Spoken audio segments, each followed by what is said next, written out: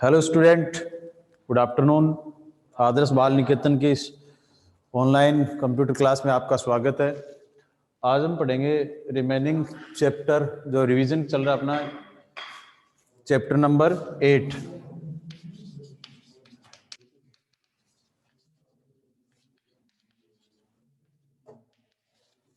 और टॉपिक है अपना एक्सप्रेशन। तो स्टार्ट करते हैं। देखिए, एक्सप्रेशंस क्या होते हैं। एक्सप्रेशंस का मतलब होता है जब हम कोई इक्वेशंस लिखते हैं, कोई स्टेटमेंट लिखते हैं, तो उस स्टेटमेंट को देखकर हमें ये पता लग जाता है कि ये ऑपरेटर है, ये फंक्शन है, ये वेरिएबल है, वो क्या चीज है। जैसे कि मैं यहाँ पे कुछ एक्सप्रेशंस की बात करूंगा तो उनको देख के हम आइडेंटिफाई कर सकते हैं ये क्या चीज लिखी है। वही एक्सप्रेशन होते हैं। जैसे आपको देखकर आपका एक्सप्रेशन क्या होगा कि आप 12th क्लास के स्टूडेंट हो, ठीक है।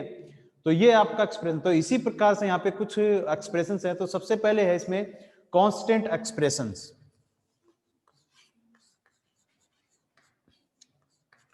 कांस्टेंट एक्सप्रेशन ये होता है जैसे कि यहाँ पे लिखा 5 + 10 इंटू 10 + 2, यानी कि कोई भी एक नंबर आप लिखते हो तो वो क्या होता है, कांस्टेंट एक्सप्रेशन है।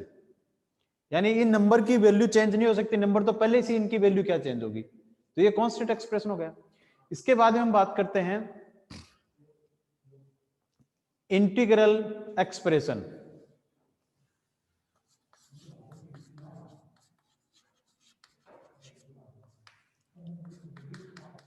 अब इंटीग्रल एक्सप्रेशंस क्या होते हैं।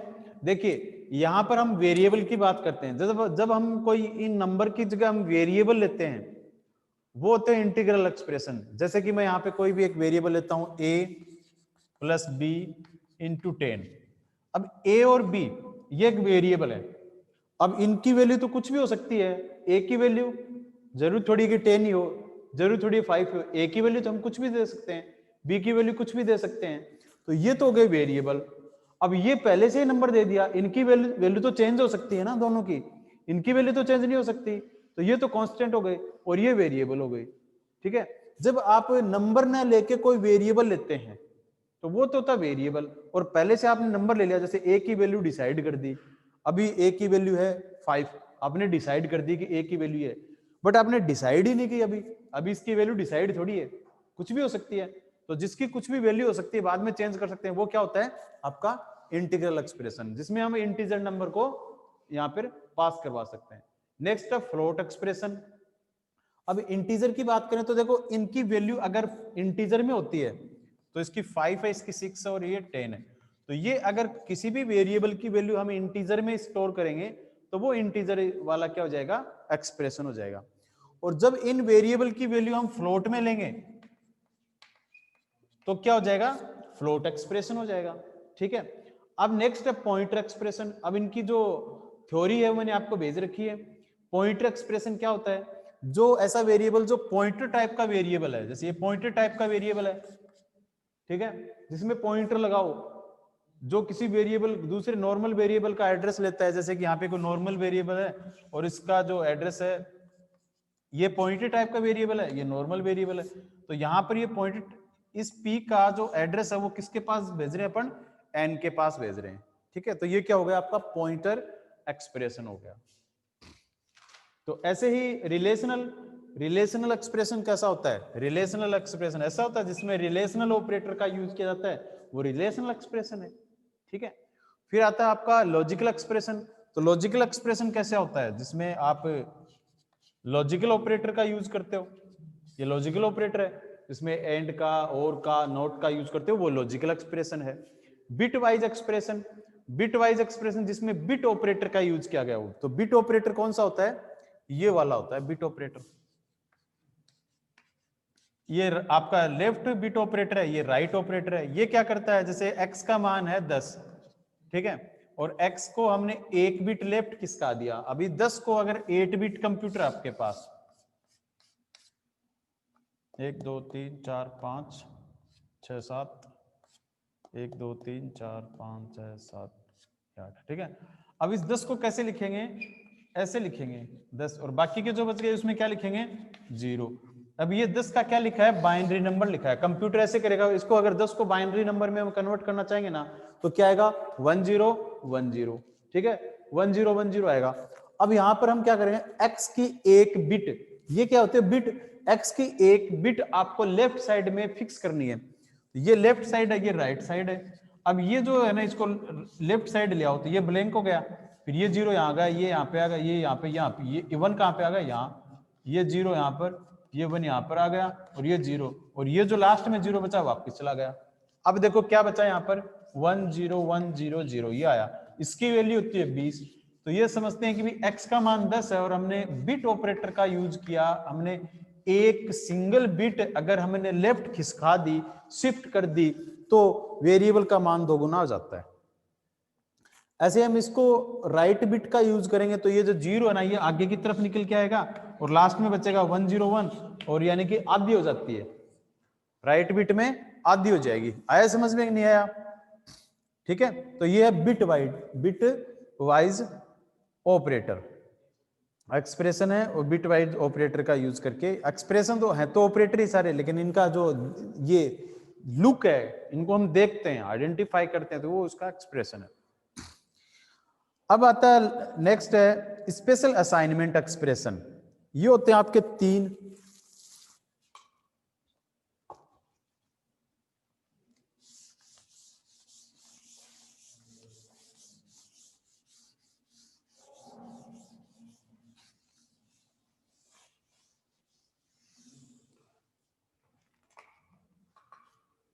स्पेशल असाइनमेंट ऑपरेटर, तो असाइनमेंट ऑपरेटर क्या होता है, देखिए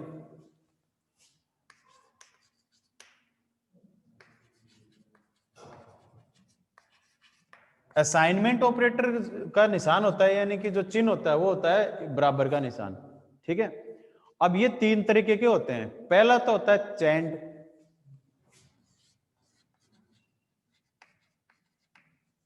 असाइनमेंट। चेन का मतलब होता है, चेन सिस्टम नहीं होती कि चेन, साइकिल की चेन होती है, चेन सिस्टम होती है, तो उसको मैं चेन असाइनमेंट। तो यहाँ पे असाइनमेंट का चेन की तरह भी यूज करते हैं, जैसे a + b = b, अब यहाँ पे d 10, ठीक है। अब देखो ये जो 10 है किस में जाएगा, d में, ये c में, ये b में। अब a को कैलकुलेट करेंगे तो a का मान भी क्या आएगा 10। तो ये चेन हो गया, यानी कि चेन सिस्टम बनी हुई है। हाँ बस ये चेन हो गया। दूसरा होता है एम्बेडेड असाइनमेंट। एम्बेडेड असाइनमेंट में क्या होता है, ब्रैकेट होता है, सीधा बैठ जा, है ना। उसमें क्या होता है, ब्रैकेट होता है। तो ब्रैकेट जैसे यहाँ लिखा a + b, जैसे यहाँ पे हम लिख सकते हैं a = b = 20 + 5, ऐसे ये। तो यहाँ पे देखो एक क्या है, इसमें ब्रैकेट का यूज किया जा रहा है, तो इसमें अलग सा थोड़ा सा है। तो b बराबर, यानी b की वैल्यू क्या है 20 है। अब इस 20 में हम क्या जोड़ेंगे 5, इसको ब्रैकेट को ओपन करेंगे तो ये प्लस किस में, प्लस 20 में क्या हो जाएगा, प्लस हो जाएगा 25, और इसके बाद में 25 के बाद में a में, अब a की वैल्यू क्या हो जाएगी 25। ये हो गया आपका एम्बेडेड असाइनमेंट। नेक्स्ट है उसका कंपाउंडमेंट असाइनमेंट। कंपाउंड, ठीक है, असाइनमेंट। कंपाउंड असाइनमेंट क्या होता है स्टूडेंट, देखिए यहां आपको बता देता हूं। जैसे कि यहां लिखा है a = a + 1, इसका मतलब क्या है कि a की, जैसे a की वैल्यू क्या है 5 है, a की वैल्यू क्या है 5 है। अब देखो a की वैल्यू 5 है और 5, तो ये 5 में एक और जुड़ गया 6, तो a की नई वैल्यू क्या हो जाएगी 6 हो जाएगी। अब इसको, इसका शॉर्टकट भी बनाते हैं, वो कंपाउंडमेंट असाइनमेंट। और शॉर्टकट कैसे बनाते हैं, इस a को, यानी 2a ना, इन दोनों को एक ही लिख दो, और फिर ये जो प्लस है ये पहले लिख दो, और फिर इधर सब बराबर वाला निशान लगा दो और 1 लिख दो। अब ये, अब दोनों a में एक ही तो लिखा है अपन ने। अब देखो ये, इसको ऐसे भी समझ सकते हैं, a जा रहा है कहां पर, इस एक जा रहा है a के पास, लेकिन ये प्लस होके जाएगा, यानी इसकी जो पहले की वैल्यू है ना, उसमें क्या जुड़ जाएगा, एक और जुड़ जाएगा। तो अब a का मान भी क्या हो गया, जैसे अब ये 5 था, यहाँ पे 6 हो गया, अब a का मान 6 हो गया, तो ये क्या हो जाएगा 7 हो जाएगा। तो ये चीज और ये चीज, और एक और बताता हूं आपको, a++, ये भी एक ही चीज है कि ए का मान अगर 5 है तो ए प्लस प्लस क्या कर देगा उसको 6। तो चाहे ये लिख दो, आपको ये तीनों मिल जाए कहीं भी, तो इन तीनों का मतलब ये कि हो रहा है कि 1 से बढ़ा रहा है, वैल्यू को 1 से बढ़ा रहा है। ठीक है, तो इनको बोलते हैं कंपाउंड असाइनमेंट। अगर मैं ये लिख दूं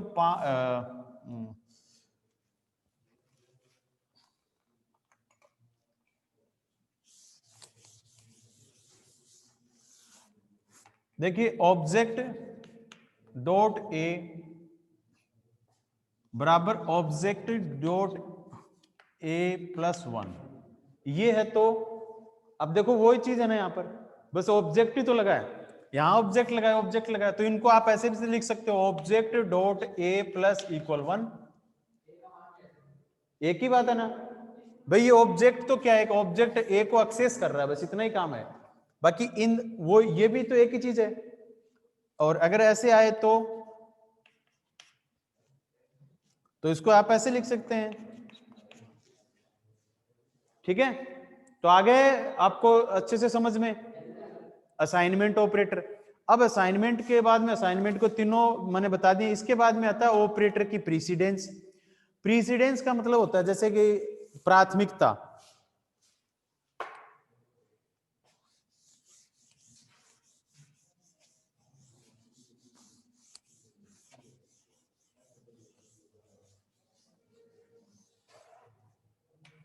जैसे मैं कोई ऑपरेटर यूज करता हूं, for example A plus B into number ले लेते हैं। बातें नहीं भाई, पीछे बात मत करो। हाँ,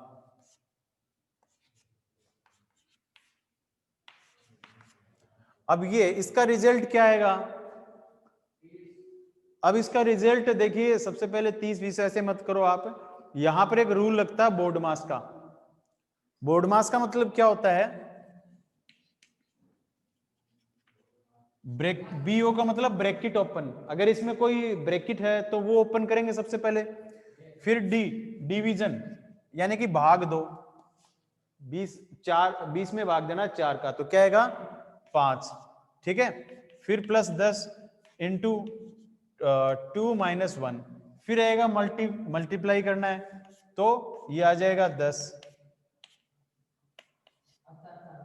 10 5 10 ये 1, फिर आएगा एडिशन, फिर जोड़ना है, जोड़ना 20, और फिर आएगा लास्ट में एस, यानी कि सब्सट्रैक्ट, यानी कि माइनस करना। तो यहाँ पे माइनस हो जाएगा 1, तो रिजल्ट क्या आएगा? 19। अब अगर आप इधर से पहले 30 कर दोगे तो रिजल्ट और कुछ भी निकलेगा इसका, उधर से निकलोगे तो रिजल्ट और कुछ बीच में से, बट इसका रूल होता है। तो इन रूल को निर्धारित किया जाता है ऐसे ही। ये तो मैंने बताया कि और एग्जाम्पल आपको, बट ऐसे ही सी प्लस प्लस के अंदर खूब सारे ऑपरेटर हैं। स्कोप रेजोल्यूशन ऑपरेटर है, इसमें तो नहीं है ना। असाइनमेंट ऑपरेटर है आपका, हो सकता है रिलेशनल ऑपरेटर हो, कंडीशनल ऑपरेटर हो। तो ऐसे अगर ये इस मैथमेटिक्स की तरह वहां पर आपके पास कई आ जाएंगे, ऑपरेटर आ जाएंगे, तो सबसे पहले आप किसको सोल्व करोगे? ये कंफ्यूज हो जाओगे ना, पर किसको सोल्व करेंगे पहले? जैसे ऐसे आ जाता है ए ग्रेटर देन बी, फिर ये लॉजिक आ जाएगा। ठीक है, और इसमें आप प्लस ए कर रहे हो, तो यहां पर ये जो प्लस प्लस प्लस है, ये देखो यूनिटी ऑपरेटर, लॉजिकल ऑपरेटर है, ये रिलेशन ऑपरेटर है। इसमें किसको पहले आप सोल्व करोगे? आप ये इसकी वैल्यू बढ़ा दोगे क्या पहले? ऐसे तो नहीं है ना, या फिर इसको करोगे? ये तो कंफर्म नहीं है। तो इसके कुछ रूल होते हैं, यानी कि जो ऑपरेटर, यानी एक ही इक्वेशन में मोर देन वन, एक से ज्यादा ऑपरेटर होते हैं, तो उनका डिसाइड, उनको हल करने के लिए कुछ रूल्स बनाए गए हैं। उन रूल्स, उनकी प्राथमिकता दी गई है। यानी कुछ तो उच्च स्तरीय, यानी हाई लेवल के ऑपरेटर होते हैं, कुछ निम्न स्तर के होते हैं, हाई प्रायोरिटी के, निम्न प्रायोरिटी के। तो जो लो प्रायोरिटी के और हाई प्रायोरिटी के, तो यहां पर जो हाई प्रायोरिटी का है वो सबसे पहले हल होगा। तो कौन सा है? डिवीजन है। इसकी जो प्रायोरिटी है वो सबसे, तो इनके अंदर भी कौन सी प्रायोरिटी है वो आपके बुक के अंदर लिस्ट दी हुई है, तो वो आप देख लेना। बस आपको तो इतना लिखना, ऑपरेटर प्रीसिडेंस क्या है। तो जो 2 या 2 से अधिक ऑपरेटर्स आ जाते हैं एक ही इक्वेशन में, तब उनकी हाई प्रायोरिटी का जो ऑपरेटर था उसको सबसे पहले हल किया जाता है, फिर निम्न प्रायोरिटी का जो है हल, जो ऑपरेटर, उसको हल किया जाता है। तो ये है आपकी ऑपरेटर प्रीसीडेंस। तो ऑपरेटर प्रीसीडेंस समझ में आ गया? हाँ, इसमें है नहीं तो आप डिवीजन पे चले जाएंगे डायरेक्ट, होता तो उसी को करते ना। ठीक है, तो इनकी क्या होती है, रूल होते हैं, रूल के अकॉर्डिंग ही आपको करना पड़ता है। आगे समझ में? नेक्स्ट टॉपिक है आपका ऑपरेटर एसोसिएविटी। ऑपरेटर एसोसिएविटी क्या होती है? जब आप एक ही इक्वेशन में एक ही प्रकार के दो ऑपरेटर हों, जैसे इसमें देखो यहां भी प्लस है और मैं यहां भी प्लस कर देता हूं। अब इस प्लस को पहले करोगे या फिर इस प्लस को पहले करोगे? नहीं करेंगे। देखो किसी को भी कर लो, रिजल्ट एक आना है। देखो रिजल्ट तो एक आएगा, लेकिन आप पहले किसको करते हो, इसी को बोलते हैं ऑपरेटर एसोसिएविटी। देखिए रिजल्ट एक ही आना है। देख आप पहले क्या करेंगे, बोर्ड मास है तो डिवीजन कर लिया, मल्टीप्लाई कर लिया, फिर एडिशन। एडिशन यहां भी मान लीजिए प्लस है। अब देखो 10 को 10 से प्लस करेंगे तो भी 20 और 1 21 होगा, और 11 को 10 से करेंगे तो भी क्या होगा, 21 ही होगा। दोनों का एक ही आ रहा है ना, रिजल्ट तो सेम आना है। बट आप पहले इसको करोगे या इसको करोगे, परिणाम दोनों का सेम है। तो किसी को भी करो, लेकिन जिसको पहले करेंगे, जिसकी प्राथमिकता पहले है दोनों ऑपरेटर में से, उसको उसी चीज को हम बोलते हैं, उसी चीज को हम निर्धारित करते हैं कि किस ऑपरेटर को पहले करें, तो वो होती है ऑपरेटर एसोसिएविटी। ठीक है, आ गया समझ में? नेक्स्ट टॉपिक है कंट्रोल स्ट्रक्चर। अब कंट्रोल स्ट्रक्चर होते हैं तीन, इनको ब्रांचिंग स्ट्रक्चर भी बोलते हैं। ब्रांच यानी कि आपके पास कहीं पे जा रहे हो और आपके वजह से मैंने आपको एग्जांपल दिया था, घर जा रहे हो तो घर जाने के लिए आपके पास 3 रास्ते हैं या फिर 3 तरीके हैं, गाड़ी से जाओगे, बस से जाओगे या फिर पैदल जाओगे। ठीक है, आपके पास ब्रांच है, 3 ऑप्शन अलग अलग है, उनमें से आप कंडीशन के आधार पर कौन सा सेलेक्ट करोगे, उसको बोलते हैं कंट्रोल स्ट्रक्चर। सबसे पहले हम बात करते हैं, जैसे कि आप स्कूल जाते हो, स्कूल में आते वक्त और कंडीशन थी, रास्ता साफ था, आप सीधे वाले रास्ते से आ गए, लेकिन जा रहे हो उस टाइम मान लीजिए कोई बस है और ट्रैफिक जाम हो रहा है तो आप दूसरी साइड से जा रहे हो। तो ये आपकी जो डिसीजन लेने की जो क्षमता है, आप डिसीजन ले रहे हैं कि कौन सा डिसीजन मेरे को लेना है अकॉर्डिंग टू कंडीशन। कंडीशन क्या है, कंडीशन के अकॉर्डिंग तो डिसीजन लेंगे। भाई आप आते टाइम इसी रास्ते से आए हो, जाते टाइम दूसरे रास्ते, क्यों? क्योंकि उसमें ट्रैफिक मिलता है इस टाइम, तो ट्रैफिक मिलेगा तो आप दूसरे सेलेक्ट करेंगे। तो ऐसी जो कंडीशंस होती हैं उनको हम बोलते हैं कंट्रोल स्ट्रक्चर। ठीक है, अब कंट्रोल स्ट्रक्चर होते हैं आपके 3। हाँ वही है, तो सिलेक्शन है, इसमें होते हैं 3। एक होता है सबसे पहले सीक्वेंस, दूसरा होता है सिलेक्शन, और तीसरा होता है लूप। तो देखिए सबसे पहले हम बात करते हैं लूप की बात करूं, मैं पहले ये वाले बताऊं, सीक्वेंस की बात करते हैं। तो सीक्वेंस में क्या होता है, सीक्वेंस जो होता है एक ही सीक्वेंस होती है, उसमें से आपको क्या करना होता है, सेलेक्ट करना होता है। उसके लिए जैसे क्या सीक्वेंस है, कई ऑप्शंस होते हैं, मोर देन कई ऑप्शन है, उनमें से एक सेलेक्ट करना है।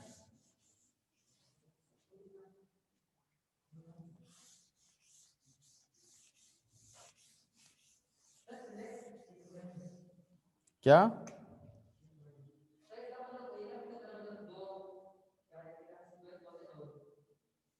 सीक्वेंस तो मतलब लगातार, देखिए यहां पे एक वेरिएबल लेते हैं इंटीजर डे, एक वेरिएबल लेते हैं डे नाम का, और डे को हम इन कर लेते हैं, डे की वैल्यू को इन कर लिया और यहां पे स्विच लगा दिया, स्विच डे। फिर इस स्विच के बाद में इसका ब्लॉक बनाते हैं और इसमें केस 1 डालते हैं। पहला नंबर केस में हम लिखते हैं सी आउट संडे और ब्रेक लगा देते हैं। दूसरे केस में हम लिखते हैं सी आउट मंडे और ब्रेक लगा देते हैं। तीसरे केस में हम लिखते हैं सी आउट ट्यूसडे और ब्रेक लगा देते हैं, और नीचे लिखते हैं डिफॉल्ट सी आउट रॉन्ग डे इनपुट ये प्रोग्राम है। अब देखो ये जो प्रोग्राम मैंने आपको बताया इसको सीक्वेंस में आपको अच्छे से देखो, इसमें कुछ सीक्वेंस है, एक लगातार कुछ नंबर है, इसमें आप कोई भी प्रोग्राम बना सकते हैं। मैं एक एग्जांपल के तौर पे आपको बता रहा हूं। जैसे आपने इंटीजर डे लिया, इंटीजर टाइप की वैल्यू आपको यहाँ पे इनपुट करनी है क्योंकि इंटीजर टाइप की वैल्यू दी है। अब इस डे में आपने इनपुट किया 3, क्या इनपुट किया? डे। डे का मान क्या रखा? 3। वो 3 है। ये स्विच, स्विच क्या करेगा? आपके पास स्विच होते हैं ना, ये स्विच ऑन करोगे तो ये चलेगा, ये स्विच ऑन करोगे तो ये चलेगा, ये स्विच ऑन करोगे तो। अब आप 3 नंबर स्विच को कर रहे हो। अब 3 नंबर स्विच पे वो वाला फैन चलेगा, है ना, उनके ऊपर नंबर लिख देते हैं। ये 1 नंबर स्विच है, 2 नंबर, 3 नंबर, 4 नंबर। अब यहां पे आपने 3 किया तो 3 नंबर केस पे जाएगा, ये रहा केस नंबर 3। और 3 पे क्या लिखा हुआ है? ट्यूसडे। तो क्या प्रिंट हो जाएगा? ट्यूसडे प्रिंट हो जाएगा। और यहाँ पे ब्रेक लग जाएगा, यानी इसके बाद में आपका लूप यहीं पे बंद हो जाएगा। आपका जो सीक्वेंस है, जो सर्चिंग थी, वो आपकी बंद हो जाएगी। ठीक है। फिर मान लीजिए दोबारा आपने क्या किया, 2 नंबर किया तो 2 नंबर पे जाएगा, क्या प्रिंट हो जाएगा? मंडे, और ब्रेक लग जाएगा। अगर 1 नंबर करते हो तो आपका संडे प्रिंट होगा। बट ऐसे ही आपने 6 कर दिया, 7 कर लिया, 8 कर लिया, 10 आपने इनपुट किया तो 10 किया तो देखो इसमें देखेगा, पहले इसमें देखेगा 10, तो इसको कहीं मिल ही नहीं रहा, तो क्या करेगा? ये चल जाएगा डिफॉल्ट में। और डिफॉल्ट में हमने क्या लिखा है? Wrong day input. आपने जो नंबर है वो गलत लगाया है, तो कैसे आएगा? और फिर हम और भी मैसेज प्रिंट करवा सकते हैं कि wrong day input please input in from 1 to 3, यानी कि 1 to 3 में ही आपको इनपुट करने, इसके अलावा नहीं करने, क्योंकि ऑप्शन ही 3 अपने पास। तो इस तरीके से आप कोई भी मैसेज यहाँ पे प्रिंट करवा सकते हो। तो ये आपका सीक्वेंस। ठीक है। और इसके साथ में और बता देता हूं, सीक्वेंस में इफ एल्स कंडीशंस हैं, ये भी हम बात करेंगे।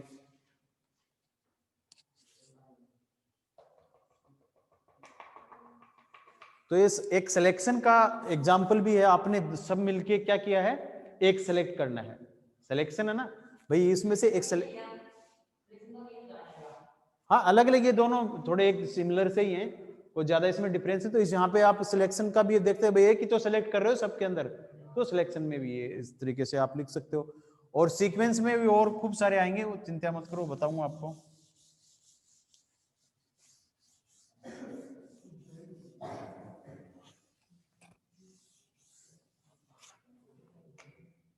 हाँ, अब बात करते हैं अपन जो सिलेक्शन है उसके, जो सिलेक्शन में सबसे पहले बात करते हैं इफ की, कि आपको क्या सिलेक्ट करना है। If A less than B, अगर ऐसी कंडीशंस है, इफ का यूज किया आपने, तो देखो इफ के साथ में आपने ए लेस देन बी, या तो ए आपका लेस हो सकता है या फिर नहीं हो सकता। यहां तो दो ही तो चीजें, या तो ये या फिर नहीं, ये नहीं। ठीक है। तो अब आपको क्या करना है? सेलेक्ट करना पड़ेगा क्या? According to condition. यहां पे कंडीशन ट्रू होगी अगर ये बात सही है, यानी ए बी से छोटा है, तो क्या करना है?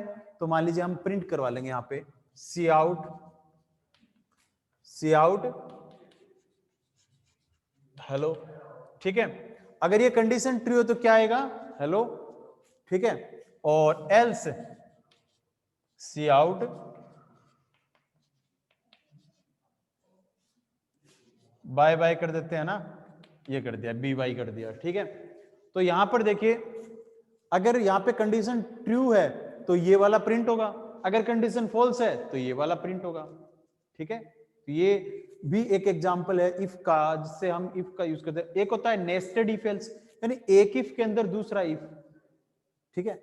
अब ये इफ है और इसके अंदर दूसरा करते हैं। यहां पर मान लीजिए हम लेते हैं यहां इफ ए लेस देन सी, इस इफ के अंदर दूसरा इफ है। ठीक है। और इसके अंदर भी कोई भी एक ब्लॉक हो सकता है, यानी एक ब्लॉक के अंदर दूसरा ब्लॉक होता है, वो होता है नेस्टेड इफ एल्स। एक होता है एल्स इफ, एल्स इफ। अब एल्स इफ का यूज कब किया जाता है? जैसे आपके पास खूब सारे ऑप्शंस हैं और उनमें से एक सिलेक्ट करना है। जैसे मान लीजिए आपके नंबर हैं m बराबर मार्क्स आए आपके 45। ठीक है। तो सबसे पहले इफ के साथ में चेक करेंगे, अगर आपके जो नंबर हैं, यहां पे अभी नंबर नहीं दिए मैंने, यानी कि जो नंबर है m बड़ा है 60 से, तो क्या आएगा? First division. ठीक है। क्या आएगी? First division. और एल्स इफ ये नहीं है तो आपके नंबर मार्क्स जो बड़े हैं 45 से एम ग्रेटर देन 45, और दूसरा क्या कंडीशन होनी चाहिए, एम लेस देन 60।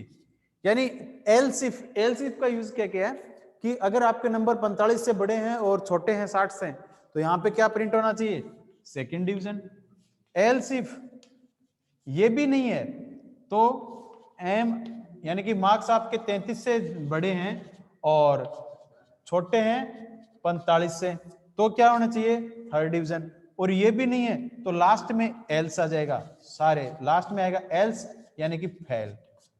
तो इस टाइप का प्रोग्राम हम बनाते हैं, तो इसमें एल्स इफ का यूज किया जाता है, यानी कि मोर देन वन कंडीशन, एक से ज्यादा कंडीशंस आपके पास हैं तो एल्स इफ का यूज भी आप कर सकते हो। ठीक है, इसके बाद में आता है आपका लूप। लास्ट टॉपिक है आज का लूप, और इसी लूप के साथ में आपका ये जो क्लास है ये खत्म हो जाएगी। लूप होते हैं तीन, एक तो होता है वाइल लूप, एक होता है डू वाइल, और एक होता है फॉर लूप। एक समझ में आ जाएगा, तीनों समझ में आ जाएंगे। इसका नाम है एंट्री कंट्रोल लूप, इसका दूसरा नाम है एग्जिट कंट्रोल लूप। ठीक है, वाइल लूप का यूज कैसे किया जाता है, इसको इन तीनों को हम रिपीटिटिव स्टेटमेंट भी बोलते हैं। रिपीटिटिव का मतलब होता है एक स्टेटमेंट को बार बार में रिपीट करवाने वाले स्टेटमेंट। तो ये होते हैं तीन, अच्छे से समझना, एकदम से बिल्कुल इजी तरीके से समझाऊंगा। सबसे पहले वाइल की बात करते हैं। वाइल लूप क्या करता है, किसी स्टेटमेंट को बार बार में प्रिंट करवाता है, लूप चलता है। तो जैसे मान लीजिए इसके अंदर क्या होता है, एक वेरिएबल लेना होता है आपको, उस वेरिएबल की वैल्यू देनी होती है। जैसे मैंने यहाँ पे वेरिएबल लिया i बराबर 0, i बराबर 1 ले लिया, चाहे 0 ले लो चाहे 1 ले लो, कोई दिक्कत नहीं है, चलो 0 ले लेते हैं, आपको इजी हो जाएगा। और फिर हमने वाइल लूप चलाया। अब वाइल लिख के फिर ब्रैकेट जैसे इफ लगाते हैं ना, तो कंडीशन लगा दो।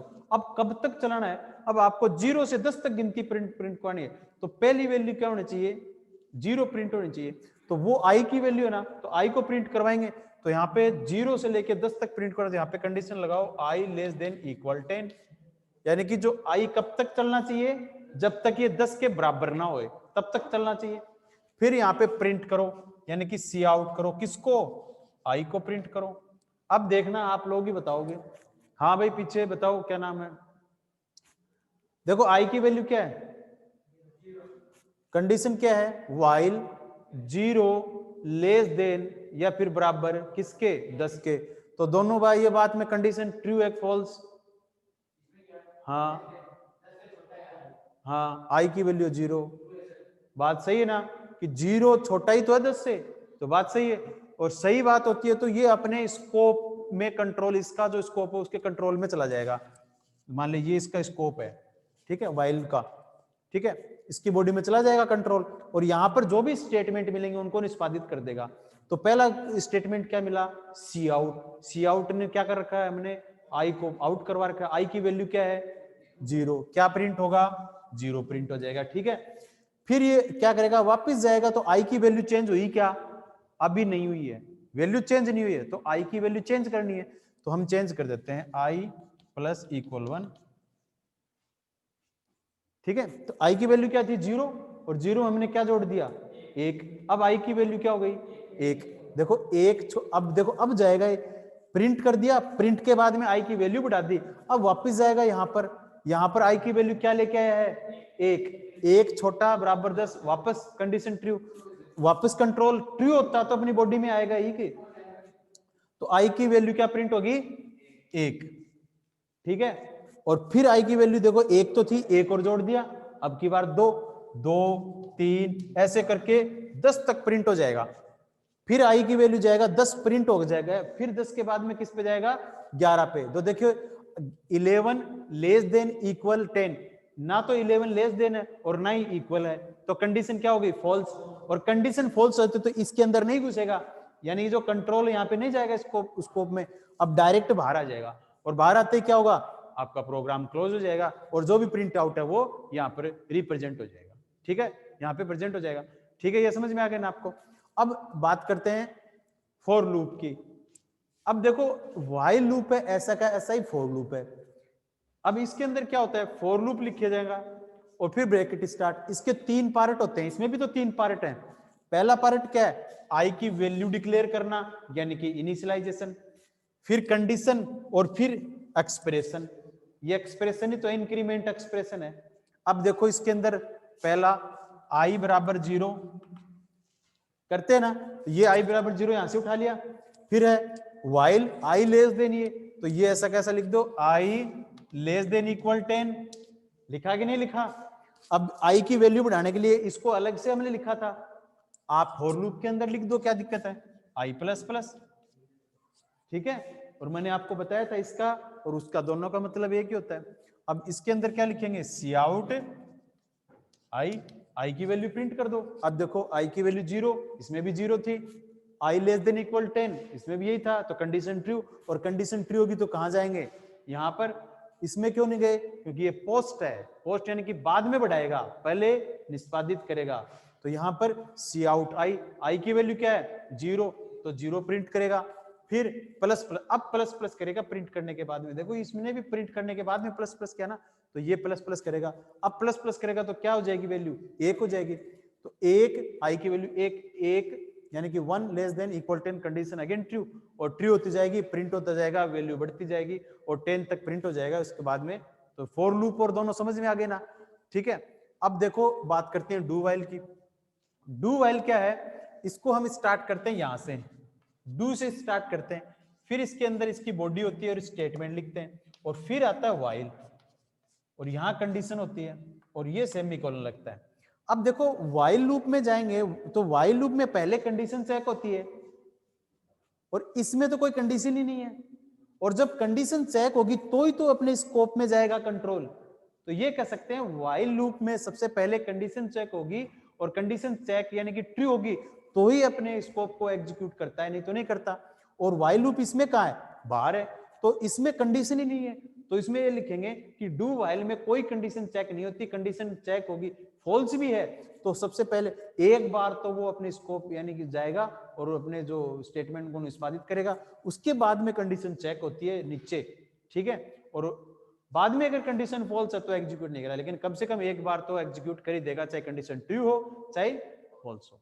ठीक है, तो ये आपका डू वाइल। वाइल लूप के अंदर आपको सेमीकोलन नहीं लगाना है, लेकिन डू वाइल में वाइल के आगे सेमीकोलन लगेगा, ये ध्यान रखना। इसको एंट्री कंट्रोल लूप, इसको एग्जिट कंट्रोल लूप। इसमें वाइल स्कोप के बाद में लगता है, इसमें स्कोप से पहले वाइल का यूज किया जाता है। ठीक है, तो ये था आपका आज का टॉपिक कंट्रोल स्ट्रक्चर, और chapter number 7 has been closed, और ये पूरा फिनिश हो गया, इसका रिवीजन भी हो गया, और कल से हम पढ़ेंगे फंक्शन।